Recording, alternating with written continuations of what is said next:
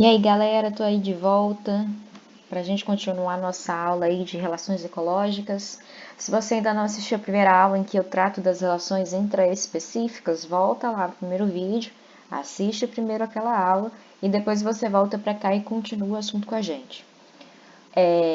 Na aula de hoje, então, a gente vai começar a falar um pouquinho das interações interespecíficas, que são aquelas interações, para a gente recordar, entre espécies diferentes, entre organismos de espécies diferentes. Primeiramente, a gente vai falar das relações harmônicas. Então, lembrando que relações harmônicas são aquelas relações em que não há prejuízo para nenhum dos indivíduos envolvidos, né? Podendo muitas vezes ainda ter algum tipo de benefício, ok? Vamos lá então.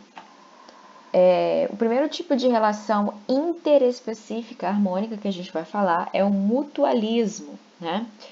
No mutualismo, duas espécies se relacionam e elas se beneficiam, né, nessa relação, elas ganham vantagens com essa relação e elas são dependentes uma da outra, ou seja, o que quer dizer isso? Elas não conseguem viver separados.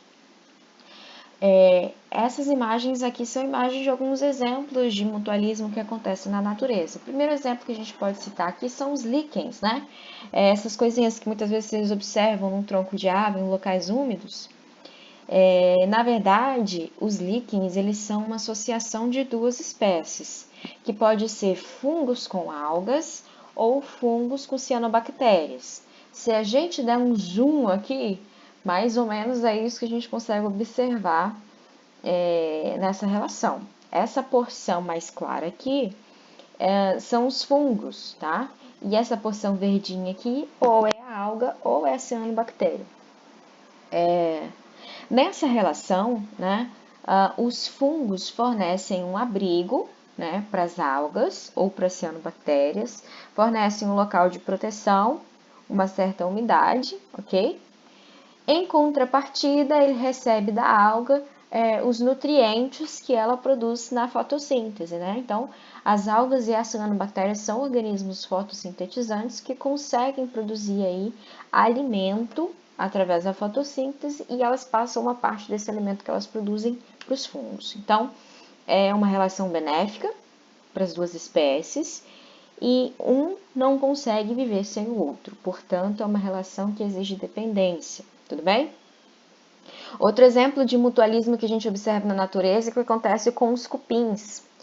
Os cupins conseguem se alimentar de toda aquela madeira, né, que é a fonte de alimento deles, porque dentro lá do sistema digestório deles, eles têm pequenos organismos, micro-organismos, na verdade, que são protozoários. Por exemplo, esse daqui é um tipo de triconinfa, tá? É o gênero desse protozoário, que são capazes de digerir a madeira e fornecer os nutrientes dessa digestão para o cupim.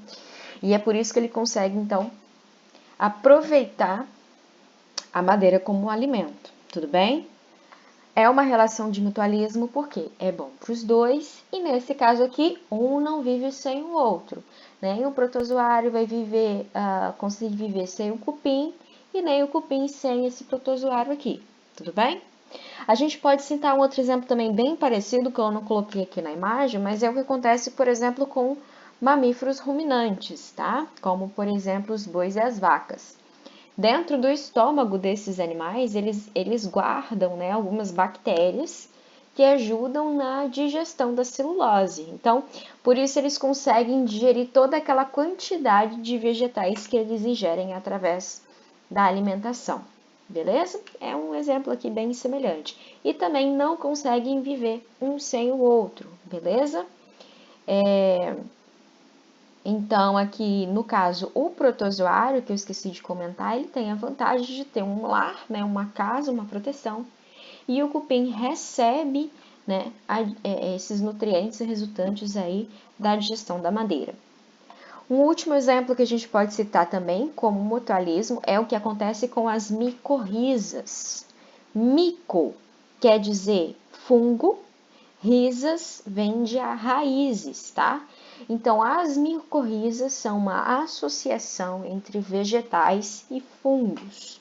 Quando a gente observa essa imagem aqui, parece que a gente tem uma plantinha e uma raiz muito grande, muito ramificada. Só que, na verdade, a gente está vendo uma associação dessas raízes com fungos. Então, dá uma olhadinha. Essa porção aqui um pouco mais escurinha, um pouco mais grossa, que são as raízes da planta. Tudo isso que vocês estão observando mais fino e mais clarinho em volta são fungos que se associam a essas raízes. Tudo bem? Qual que é o objetivo disso, tá? É uma associação de mutualismo, porque elas dependem uma da outra para viver, então elas não conseguem viver sozinhas, essas espécies, beleza? E é bom para as duas, tá? Os fungos, eles conseguem aumentar a superfície de absorção dessas raízes e aumentam a capacidade de absorção de nutrientes e água, na verdade, de sais minerais, de minerais e água aqui do solo. Em contrapartida, né, a planta ela fornece para os fungos que estão aqui associados também parte do alimento que elas produzem na fotossíntese, tá? Então, resumindo, o mutualismo é um tipo de relação em que as duas espécies envolvidas são beneficiadas e elas dependem uma das outras para conseguir sobreviver, ou seja, uma não vive sem a outra. Tudo bem? Um outro tipo de relação bem parecido com o mutualismo, você tem a associação aqui de duas espécies diferentes, em que as duas são beneficiadas, mas a grande diferença entre a protocooperação, que é essa relação agora, e o mutualismo, que é a relação anterior, é que os indivíduos agora eles podem viver independentemente, eles não dependem um do outro para viver. Só que, obviamente, quando eles se juntam, né, eles adquirem vantagens com essa associação. Trouxe aqui alguns exemplos para vocês, que é o que acontece, por exemplo, com o paguro, também conhecido como caranguejo ermitão, e as anêmonas. O paguro, eu vou explicar com mais detalhes no próximo slide, que eu trouxe um videozinho para mostrar para vocês como é que funciona essa associação, tá? Mas vamos seguir. Essa segunda imagem aqui a gente traz um boi em associação com o gavião carrapateiro. Qual que é o bom dessa associação aqui? O gavião carrapateiro, como o nome está dizendo, ele é responsável por caçar, né, catar aqui os carrapatos desses animais. Isso é bom para ele porque ele está ali se alimentando desses carrapatos, conseguindo alimento. E é bom também para o boi, porque ele está se livrando desses parasitas, né? Que muitas vezes ele tem dificuldade de se livrar sozinho, tá? Então, uma relação boa para os dois, mas os dois conseguem viver independentemente, tá? Outro caso bem parecido é o que acontece entre o crocodilo e o chamado pássaro palito. Por que o pássaro palito tem esse nome? Porque ele funciona como se fosse o palitinho de dente do crocodilo. O crocodilo é um predador muito violento, tá? Ele come quase tudo que ele vê pela frente. Só que ele não come esse passarinho, né? Porque em algum momento da evolução ele entendeu que o pássaro é bom para ele. Ele entra aqui na boca dele e simplesmente fica com a boquinha aberta. O pássaro entra aqui dentro e vai limpando o resto de alimento que fica entre os dentes do crocodilo. É como se fosse uma escova de dente ali, né? Isso é bom para ele porque ele não acumula alimento, evita algum processo de infecção e o pássaro, em contrapartida, se alimenta, né? É bom para os dois, tudo bem? Mas, novamente, eles conseguem viver um sem o outro, tá? Vamos voltar, então, a falar um pouquinho aqui do ermitão com a anêmona e eu vou mostrar para vocês esse vídeo aqui do próximo slide. Olha só, gente, esse caranguejinho, a maior parte do corpo dele é mais molenga. Então, o que ele faz? Normalmente, ele procura conchas, isso aqui que vocês estão observando é uma concha de gastrópode, para usar como casa, né? Que é uma forma de proteger o corpo dele. E ele carrega essa concha para onde ele vai. Só que além de entrar nessa concha, né? Ele, espertinho, ele consegue pegar algumas anêmonas do mar, que são esses organismos aqui que estão presos na concha, e carregar junto com essa concha. As anêmonas não costumam, entre aspas, deixar qualquer organismo encostar nelas, até porque elas têm alguns mecanismos urticantes, né? Aqui ele está mostrando um processo do ermitão trocando de concha, tá? Às vezes ele enche o saco ali da concha antiga e muda de concha, né? Muda de casa. E, inclusive, ele consegue também transferir as anêmonas que estavam na concha anterior, que é o que ele vai fazer agora, e colocar na nova concha. Isso é bom, galera. Como eu estava falando, as anêmonas não costumam permitir o contato entre outros animais, porque elas têm como se fossem elas são urticantes, né? Elas causam como se fosse queimadura, elas conseguem injetar uma quantidade de veneno que causa processos inflamatórios e dolorosos no indivíduo. Isso não acontece com o ermitão, porque é bom para ela que ela seja carregada pelo ermitão, porque normalmente a anêmona é um animal céssio. O que é isso? Ela fica paradinha lá no fundo do oceano, né? Mas quando ela está na concha do ermitão, ela consegue explorar melhor o ambiente, assim ela consegue mais fonte de alimento. Então, para ela é ótimo, tá? Em contrapartida, para o ermitão é muito bom, porque justamente ela tem essa capacidade de defesa. Então, ninguém quer se aproximar de uma anêmona, justamente para evitar essas queimaduras que elas podem provocar. Tudo bem? Então, uma associação aí de procuração muito interessante. Mas o paguro pode viver sem a anêmona e a anêmona pode viver também sem o paguro. Tudo bem? Continuando aqui. Outro tipo de associação interespecífica harmônica é o que acontece com o comensalismo e com o inquilinismo.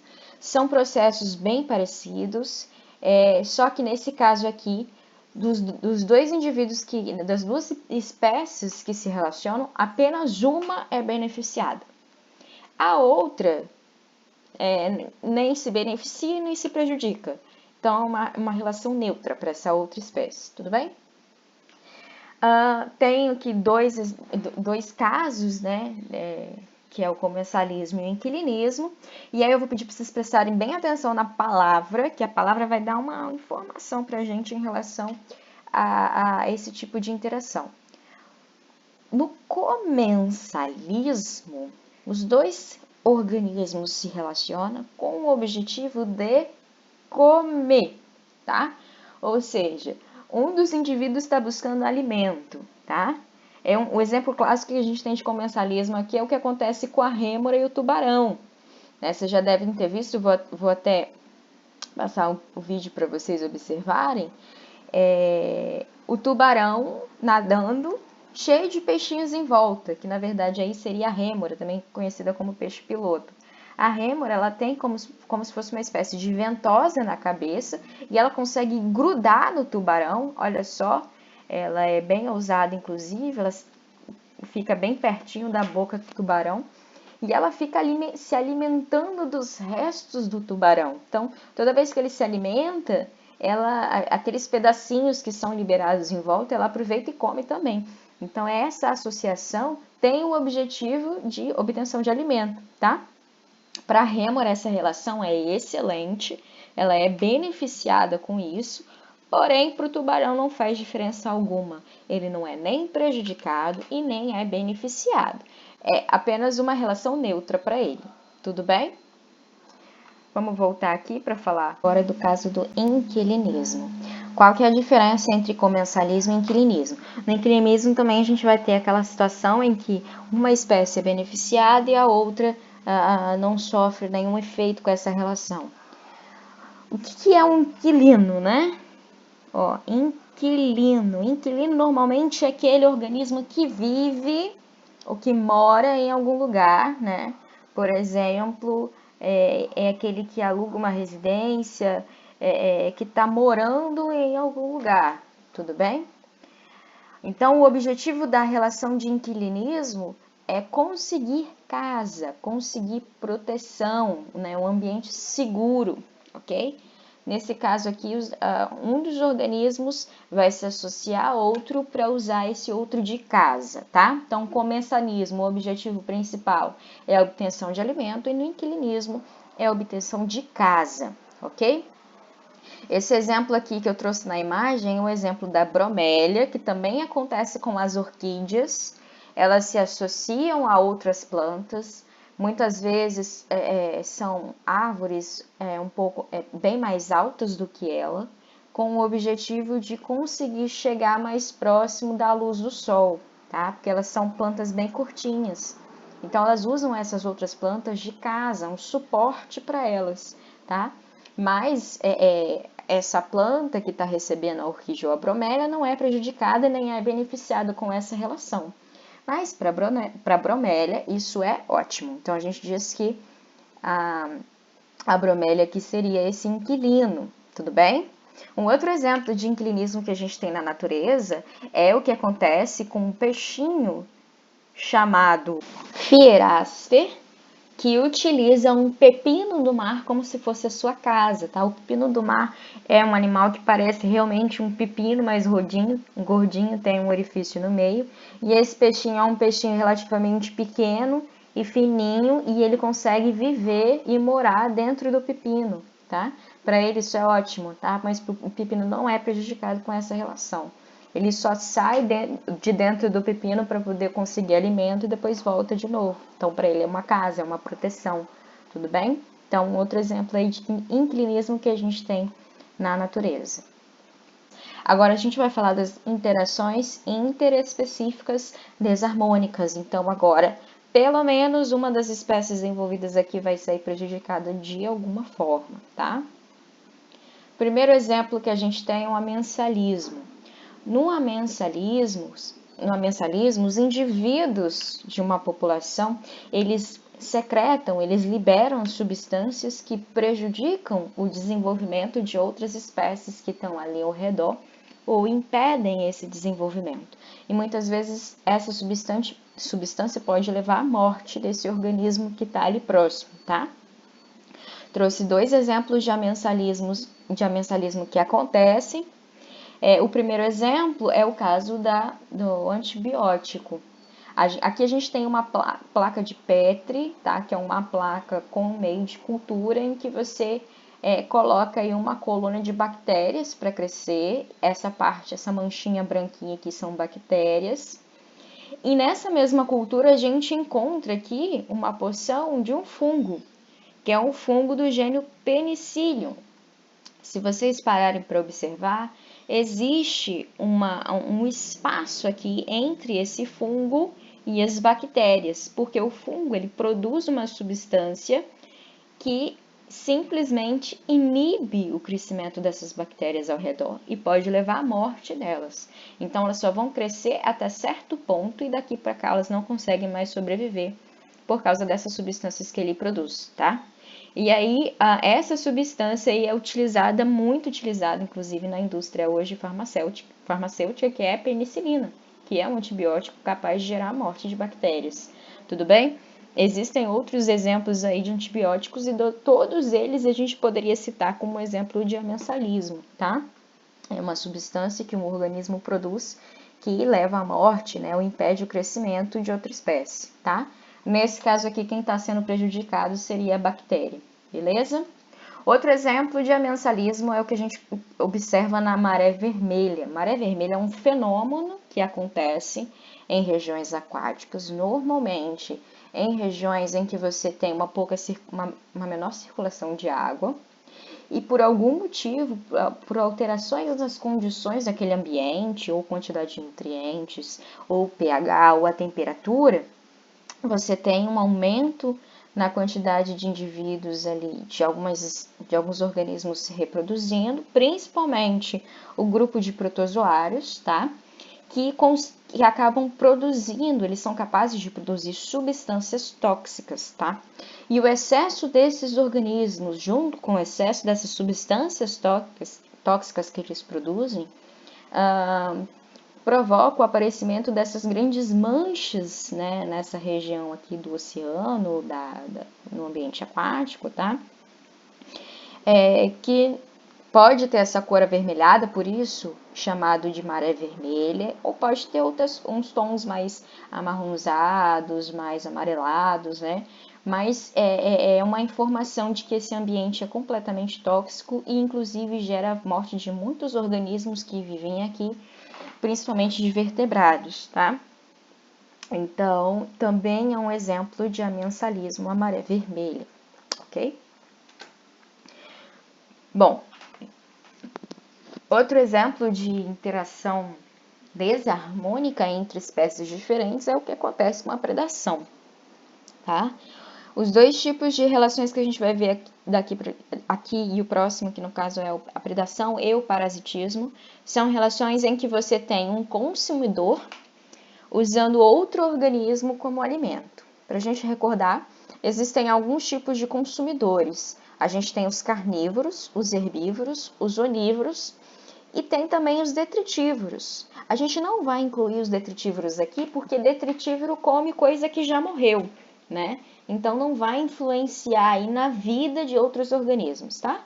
Mas na predação, esse consumidor que eu trato aqui, ele pode ser carnívoro, herbívoro ou onívoro. Como assim, professora? Vamos falar sobre isso, tá? Trouxe aqui 3 imagens bem clássicas de exemplo de predação. Então, a gente tem uma relação aqui de presa e predador. Então, são todos exemplos de predação que a gente está acostumado a imaginar. Tudo bem? Agora, continuando, né? Um exemplo clássico aqui, então, no caso aqui seria um guepardo, né? Correndo atrás de um cervo. Exemplo clássico de predação que a gente tem em relação entre presa e predador. Um animal matando o outro e se alimentando desse outro animal, ok? Obviamente, nessa relação de predação, um organismo vai se beneficiar bastante, que aqui no caso é o guepardo, e o outro organismo vai ser bem prejudicado, ou seja, vai acabar morrendo, ok? Bom, que bonitinho, né? Por que eu trouxe esse panda aí comendo um pedaço de bambu? Ele consegue comer folhas também, né? Apesar de fofo, a gente pode dizer também que o panda ele pode atuar como um predador, tudo bem? Os animais herbívoros podem ser predadores, podem exercitar a predação quando causam a morte dessa planta, por exemplo. Um organismo que come uma semente, ele gera a morte do embrião que está ali dentro, que geraria uma nova planta. Um organismo que arranca uma planta inteira e come, né? Então ele está eliminando aquele organismo no ambiente, né? E você também tem organismos que simplesmente comem partes, não necessariamente eles estão matando a planta inteira, né? Mas eles estão se alimentando de uma parte dessa planta, né? Então os herbívoros eles podem atuar de maneiras diferentes, ok? Mas eles também podem participar dessa relação de predação, principalmente quando eles matam o indivíduo, né? Vegetal que eles estão se alimentando. Tudo bem? Um outro exemplo não tão clássico para a gente é quando planta come animal, que é o que acontece muitas vezes aqui no caso das plantas carnívoras, tá? Então, as plantas carnívoras, elas têm algumas folhas que se diferenciam para conseguir se alimentar, para conseguir agarrar, principalmente insetos, e elas utilizam, na verdade, esses insetos como uma complementação da alimentação. Normalmente, né, vocês imagino que saibam que as plantas elas adquirem, né, os nutrientes, né, o alimento delas através da fotossíntese. Então, elas pegam água e sais minerais do solo e, através da ação da luz do sol, elas produzem substâncias orgânicas que seriam o alimento delas. No caso das plantas carnívoras, elas também fazem isso. Só que normalmente elas vivem em ambientes em que o solo é muito pobre em principalmente sais minerais, e elas utilizam esses outros organismos para suplementar isso daí. Então, fazer uma suplementação de nitrogênio, de fósforo, de algum sal mineral que de repente esteja faltando naquele ambiente, tá? Então, as plantas carnívoras também são predadoras, tá? Então, são o caso de plantas comendo animais, beleza?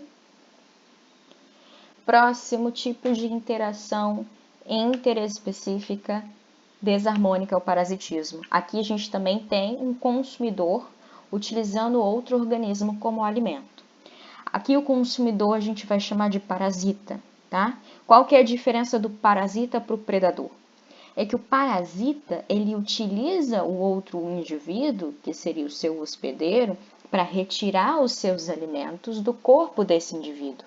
Mas normalmente ele não mata o hospedeiro, ele não mata esse outro organismo. Tudo bem? Porque imagina só, o parasita ele vive dentro do hospedeiro e ele fica ali tirando comida. Se ele matar o hospedeiro, ele vai perder a casa dele e vai perder a fonte de comida dele. E, inclusive, ele pode acabar morrendo junto, tá? Então, é bom que um parasita não mate um hospedeiro, mas, obviamente, ele causa prejuízo para esse hospedeiro. Então, na relação de parasitismo, o parasita se beneficia, mas o hospedeiro é prejudicado, tudo bem? A gente tem dois tipos principais de parasitas, vamos entender novamente aí a palavra: ectoparasita e endoparasita. Ecto quer dizer fora, tudo bem? Então, ectoparasitas são parasitas que vivem fora do hospedeiro. Eles ficam fora do corpo do hospedeiro. Vou dar exemplos daqui a pouquinho. E endoparasitas são parasitas que vivem dentro do corpo do hospedeiro. Tanto fora quanto dentro, eles têm mecanismos de tirar o seu alimento do corpo desse indivíduo, ok? Vou exemplificar agora com imagens. Trouxe dois exemplos aqui de endoparasitas. O primeiro é a tênia, já ouviram falar aí da solitária, né? Isso aqui é a imagem, então, dessa solitária, dessa tênia dentro de um intestino humano. Ela é considerada endoparasita porque ela vive dentro do hospedeiro dela e ali ela tira o seu alimento. Ela basicamente se alimenta do alimento do próprio hospedeiro, tá? Ela vive ali no intestino fazendo isso. E a gente tem outro exemplo também de endoparasita, que é um plasmodium da malária, é um protozoário que causa malária, e ele é um micro-organismo que fica ali principalmente alojado dentro das células do fígado ou dentro das células vermelhas das hemácias do sangue, tá? Ele vive, então, dentro do seu hospedeiro, que também é o ser humano nesse caso, tudo bem? Agora, a gente tem vários exemplos aqui de ectoparasitas. Ecto, lembrando, quer dizer fora, vivem fora do corpo do hospedeiro. O primeiro exemplo que a gente tem aqui é o carrapato, né? Então, o carrapato, ele fica sobre, né, em cima do corpo fora do corpo dos organismos, perfurando, né, a pele do organismo e retirando, se alimentando do sangue. Que é o que acontece também com o famoso piolho, né? Quem nunca teve contato aí, quem nunca participou dessa relação de parasitismo, principalmente da infância, né? O piolho, então, ele fica ali sobre a sua cabeça, ele não entra dentro de você, mas ele fica se alimentando do seu sangue também, tá? Então, ele também é um parasita, beleza? Outro exemplo de ectoparasita é o sanguessuga, que da mesma forma, ele tem uma ventose que ele consegue também perfurar a pele do hospedeiro e retirar sangue, beleza? Tem esses bichinhos com bocas bem bonitinhas, que são peixinhos chamados lampreias, tá? Elas têm essas bocas aqui parecendo ventosas, cheias de dentes, que conseguem fixar no hospedeiro e também obter os seus alimentos fora do corpo do hospedeiro, tudo bem? E temos casos também de parasitismos em plantas.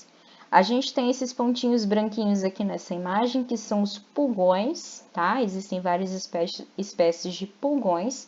Pode ser que você já tenha visto em algum momento na sua vida, quando você pega uma folha e você observa vários pontinhos brancos nela, às vezes pode ter outras cores também. Pulgões são como se fossem pulgas de plantas, tá?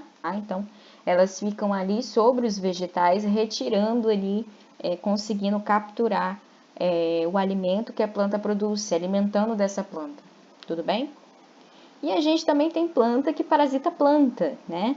A gente está observando aqui o caso do cipó chumbo, que está aqui entrelaçado nesse outro vegetal aqui, e ele consegue utilizar raízes especializadas, bem fininhas, que são chamadas de austórios, e conseguem sugar a seiva elaborada, que é o floema da planta, que é onde tem ali todo o açúcar que a planta produziu, e consegue se alimentar daquilo ali. Ele não faz fotossíntese, tá? É uma planta que não consegue fazer fotossíntese. Então, ele se alimenta a partir da fotossíntese de uma outra planta, tá? Chamada aí de cipó chumbo. A gente tem um caso ali que está mais ou menos no meio do caminho, que acontece entre plantas também, que é o caso da erva de passarinho. A erva de passarinho é uma planta que parasita uma outra planta, só que ela é capaz de fazer fotossíntese, diferente do caso do cipó-chumbo que eu mostrei agora, tá? O que ela rouba, na verdade, da planta que ela está aqui instalada é o xilema, que na verdade é só uma solução de água e de sais minerais que a planta adquire do solo, tá? A porção que tem os açúcares que ela produziu, ela não rouba, porque ela mesma consegue fazer isso. Então, é como se o solo dessa planta aqui, da erva de passarinho, fosse a outra planta, tá? Ela não rouba a comida dela, ela rouba a água e os sais minerais. Esse caso é um caso aí chamado de hemiparasitismo. Hemi quer dizer ali meio, metade, é como se fosse um meio parasitismo. Tudo bem? É bem parecido. E os vírus, né? Estamos falando aí de parasitas, né? Os vírus também são considerados parasitas, só que eles são uns parasitas diferentes. Eles não usam o hospedeiro para se alimentar. Eles usam os hospedeiros para conseguir se reproduzir, gerar cópias deles mesmos. E além disso, né, a gente já discutiu em sala que os vírus estão ali no meio do caminho entre o ser vivo ou não, porque os vírus não têm célula, por exemplo, e eles não têm metabolismo próprio. Eles infectam a célula do hospedeiro para usar suas ferramentas e conseguir gerar cópias deles mesmos, tá? Por isso, os vírus são considerados parasitas intracelulares obrigatórios, né? Intracelulares porque eles parasitam células e obrigatórios porque eles só conseguem viver, só conseguem se reproduzir dentro dessas células. Aproveitando o assunto, né? Que vírus será que é esse que eu trouxe aqui na imagem? É um vírus que está em alta aí, nesse momento, né? Que a gente está falando bastante sobre ele, é o vírus da Covid-19, né? O novo coronavírus, tá? Coronavírus na verdade, é uma família de vírus que já existe. Então, o que surgiu agora foi um tipo novo, né? Que gerou uma doença nova e que é capaz de infectar seres humanos. Os vírus do coronavírus receberam esse nome porque parece que eles têm uma coroa aqui em volta da sua superfície, tá?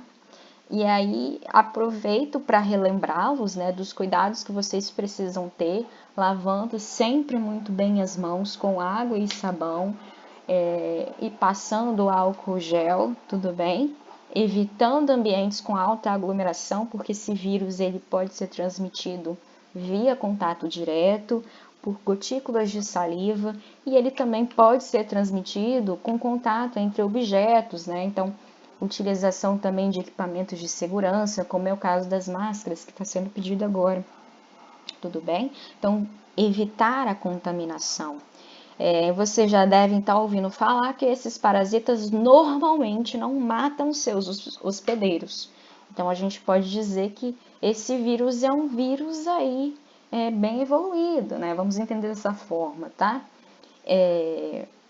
Porque ele normalmente não mata. Cerca de 80% das pessoas que entram em contato com o vírus nem sequer têm sintomas, tá?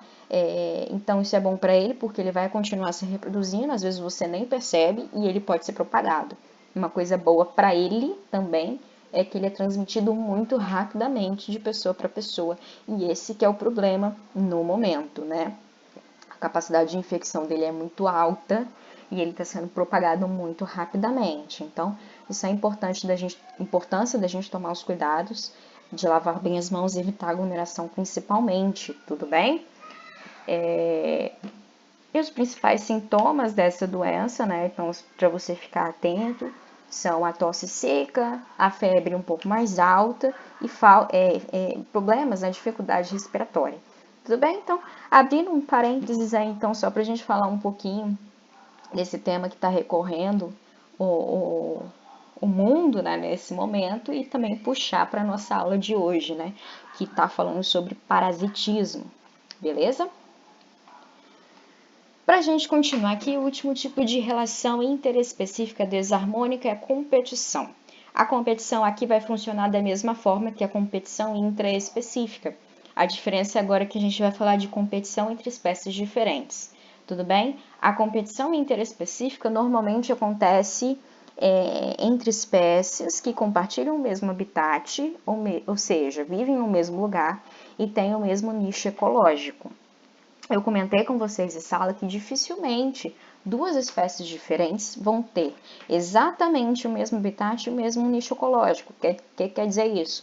Vão ter a mesma fonte de alimento, vão depender da mesma quantidade de água, vão viver exatamente no mesmo ambiente, vão depender das mesmas condições climáticas exatamente, porque elas acabam entrando em competição.